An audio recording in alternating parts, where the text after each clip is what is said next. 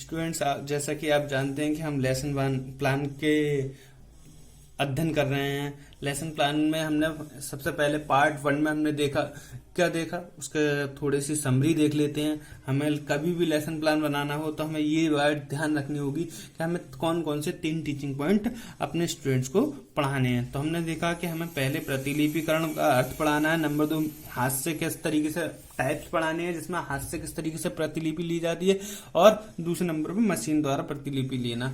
तो ये दोनों टाइप्स पढ़ाने हैं। उसके बारे में हमने इसका अर्थ पढ़ लिया और उसके बाद हमने क्या काम किया, पाठ योजना में हमने देखा पाठ योजना का एक ड्राफ्ट तैयार कर लेंगे कि किस तरीके से हमें प्रेजेंटेशन करना है, जिसमें से हम ब्लैक बोर्ड ड्राफ्ट क्या होगा, ब्लैक बोर्ड ड्राफ्ट में हम डेट डालेंगे जिस डेट को हम पढ़ाना है, विषय डालेंगे यानी सब्जेक्ट, सब सब्जेक्ट, क्लास, सेक्शन, पीरियड और जो भी अवधि है क्लास की, कितने टाइम ड्यूरेशन है वो डाल देंगे।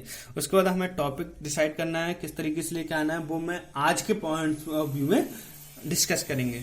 हमने फिर सामान्य उद्देश्य के बारे में मैं आपको पहले ही बता चुका हूँ, बार बार बताता रहूंगा कि जो सामान्य उद्देश्य हैं, जनरल ऑब्जेक्टिव हैं, वो हमारे सब्जेक्ट से रिलेटिव होते हैं, और विशिष्ट उद्देश्य यानी कि कहा जाए स्पेशल ऑब्जेक्टिव हमारे किससे संबंधित रहेंगे, हमारे विशिष्ट उद्देश्य हमारे टॉपिक से संबंधित रहेंगे। जो 3 टॉपिक जिनके टॉपिक के बारे में हम अध्ययन कर रहे हैं।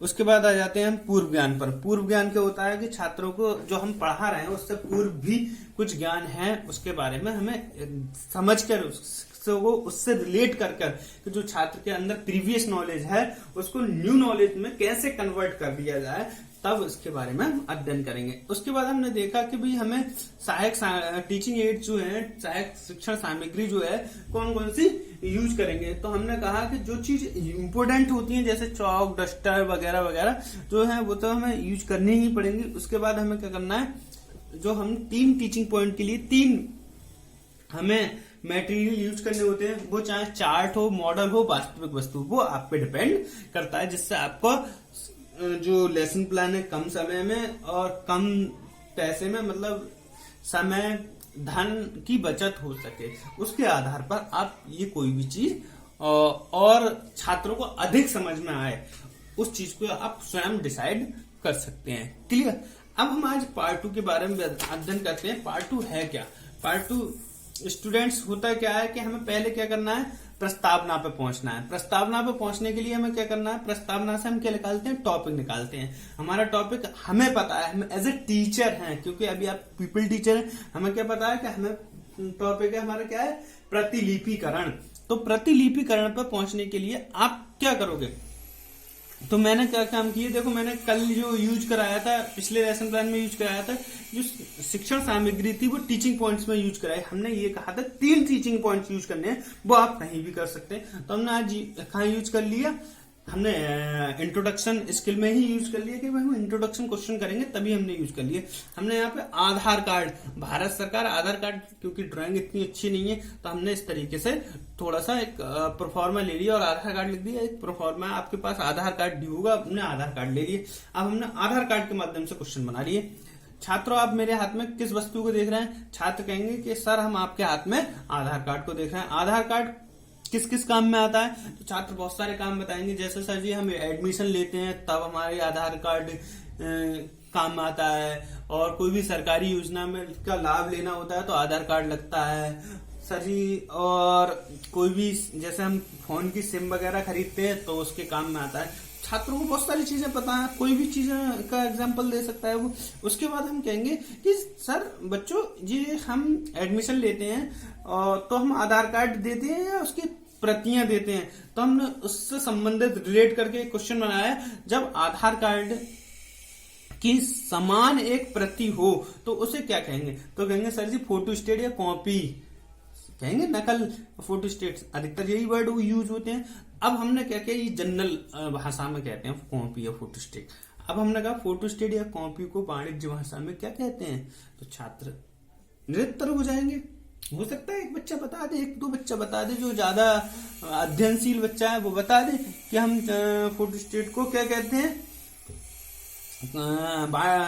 वो कहते हैं प्रतिलिपि, तो प्रतिलिपिकरण कहते हैं। तो फोटोस्टेट की जो प्रतिलिपिकरण है तो हमने उसको टॉपिक बना लिया। तो हम कहेंगे छात्रों आज हम प्रतिलिपिकरण के बारे में अध्ययन करेंगे, विस्तार पूर्वक अध्ययन करेंगे और छात्र उस बात को सुनेंगे। तो हमने ये जो टीचिंग पॉइंट्स है, हमें ये नहीं है कि हमें तीनों टीचिंग पॉइंट्स में लगाना है, इसी वजह से मैंने आज किस में लगाया है, ये हमने लगाया है इंट्रोडक्शन स्किल में, इसका यूज किया है। तो छात्रों आप इस बात का विशेष ध्यान रखेंगे कि हमें कहाँ यूज करना है। ये कहीं भी यूज हो सकता है। जो हमारे टीचिंग एड्स हैं वो हमारे चाहे वो इंट्रोडक्शन में यूज हो, चाहे वो टीचिंग पॉइंट में यूज हो, चाहे कहीं और यूज हो।